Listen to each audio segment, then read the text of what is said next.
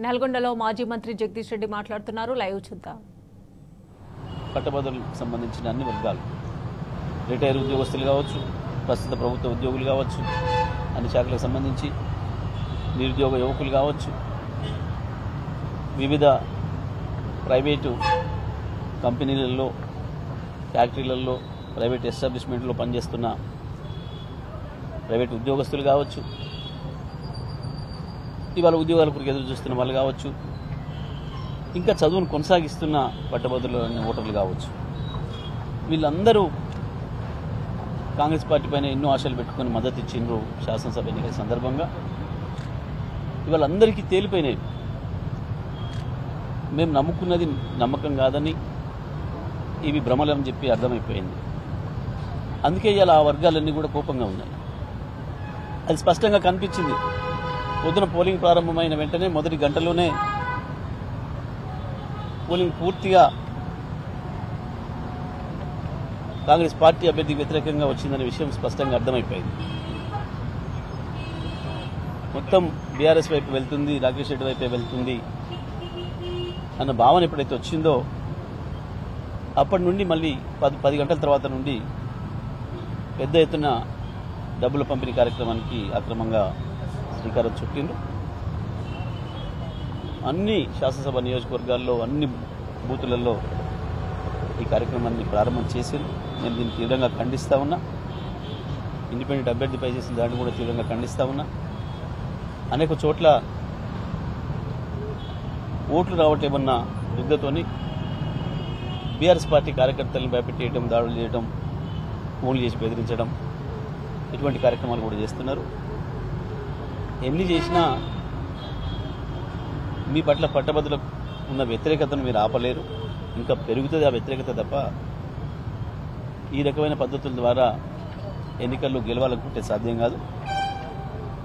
ఇప్పటికైనా కాంగ్రెస్ పార్టీ ఇటువంటి అక్రమ పద్ధతులను మానుకోవాలి, అక్రమ దాడులను కూడా మానుకోవాలి. పోలీసులను కూడా నేను విజ్ఞప్తి చేస్తా ఉన్నా. అన్ని జిల్లాల పోలీసు అధికారులు కూడా మీ కింది స్థాయి సిబ్బంది మీ మాట వినడం లేదు, అవతల కాంగ్రెస్ పార్టీ నాయకుల మాట మాత్రమే వింటున్నారు. కాంగ్రెస్కు సంబంధించిన చిన్న పైరవికారులు వాళ్ళు చెప్పిన మాటను విని కేసులు పెట్టడం, అక్రమంగా ఇళ్లలో ఉన్న వాళ్ళను, ఏదైనా సంఘటన జరిగితే అసలు సంఘటన జరిగిన చోట లేని వాళ్లను, అసలు ఏది జరగకపోయినా ఉత్తరే సృష్టించి కేసులు పెట్టించి భయపెట్టించే ప్రయత్నం చేస్తూ ఉన్నారు. ప్రత్యేకించి నల్లగొండ జిల్లాలో కావచ్చు, సూర్యాపేట జిల్లాలో కావచ్చు, ఇక్కడ జరుగుతున్నవి చాలా దుర్మార్గంగా కొంతమంది మండల స్థాయి పోలీసు అధికారులు, సబ్ ఇన్స్పెక్టర్లు, కొన్ని చోట్ల సర్కిల్ ఇన్స్పెక్టర్లు కాంగ్రెస్ పార్టీ కార్యకర్తల్లాగా పనిచేస్తూ ఉన్నారు. మేము పదే ఎన్నిసార్లు జిల్లాధికారులకు విజ్ఞప్తి చేసినా కొన్ని ప్రయోజనం లేకుండా పోతుంది. మరి ఇటువంటి పరిస్థితులలో నష్టపోయిన వాళ్ళ నుంచి తిరుగుబాట్లు వచ్చే అవకాశం ఉంది. దాని ముందే జిల్లా పోలీసు అధికారులు మేల్కోవాలి. పోలీసు అధికారులు, కింది స్థాయి పోలీసు అధికారులను మీ కంట్రోల్లో పనిచేయించుకోండి. కానీ కాంగ్రెస్ పార్టీ పైరవికారుల చేతిలో పెడితే, చట్టాన్ని వాళ్ళ చేతికి ఇస్తే సమాజానికి నష్టం జరుగుతుంది. ఇది మంచి పద్ధతి కాదు. ఇవాళ పట్టభద్రుల ఎన్నికల్లో స్పష్టంగా వారి అభిప్రాయాన్ని చెప్తా ఉన్నారు. స్వచ్ఛందంగా, స్వేచ్ఛగా వారి అభిప్రాయాన్ని వ్యక్తం చేస్తూ ఉన్నారు. అది పూర్తిగా రాకేష్ రెడ్డికి అనుకూలంగా కనబడుతూ ఉంది. కాంగ్రెస్ పార్టీ డబ్బులు పంచడం మొదలుపెట్టింది కాబట్టి మనకు అర్థమైపోతూ ఉంది వాళ్ళ ఓటమి ఖాయమని, ఘోరంగా ఓడిపోతున్నారని. మరి పట్టభద్ర ఓటర్లు ఇంకా బూత్లకు రాని వాళ్ళు కూడా దయచేసి అందరూ కూడా వెంటనే రండి, మీ ఓటును వినియోగించుకోండి. మంచి అభ్యర్థిగా ఉన్న వాళ్ళనే ఎన్నుకోండి. తప్పకుండా ఏదైతే పట్టభద్రులం అని మనకు పట్టభద్రులు అయిన తర్వాత 3 సంవత్సరాల తర్వాత ఈ ఓటు హక్కును కల్పించిందో రాజ్యాంగం, దాన్ని వినియోగించుకొని అది మీకే ఉపయోగపడే పద్ధతుల్లో, మీ గొంతును శాసనమండలిలో వినిపించే పద్ధతుల్లో ఉండే అభ్యర్థిని ఎన్నుకోవడానికైనా మీరు ఇళ్ల నుండి తప్పకుండా రండి. వాతావరణం కూడా సహకరిస్తూ ఉంది, వల్ల ఎటువంటి ఇబ్బంది కూడా లేదు. కాబట్టి దయచేసి అందరూ కూడా ఇంకా పెద్ద ఎత్తున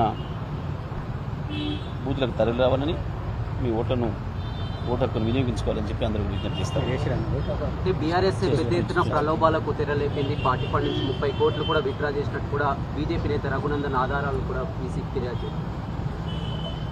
అటువంటి ఏదైనా చర్యలు తీసుకుంటారు మనకు కనబడుతుంది. ఇప్పుడు ఎక్కడ బీఆర్ఎస్ పార్టీ ఒక చిన్న అక్రమానికి పాల్పడ్డట్టు కానీ, ₹1 ఎక్కడ పంచినట్టు కానీ, మిస్యూజ్ చేసినట్టు కానీ ఎక్కడ కూడా లేదు. స్పష్టంగా కనబడుతుంది. రోడ్ల మీద బహిరంగంగా కాంగ్రెస్ పార్టీ పంచుతుందనే విషయం కనబడుతుంది. పట్టుకోవడానికి పోయి అక్కడ వీడియో తీస్తేనే ఆ వీడియోని ఆ సెల్ ఫోన్ గుంజుకొని వీడియో లేకుండా చేసే ప్రయత్నం చేసి దాడి చేసినారు. స్పష్టంగా కనబడుతుంది. ఇక్కడ మనకు బీజేపీ ఇక్కడ బరిలోనే లేదు. వాస్తవానికి బీజేపీ అభ్యర్థి ఎక్కడ ఉన్నాడు అనేది ఎవరికి తెలియదు.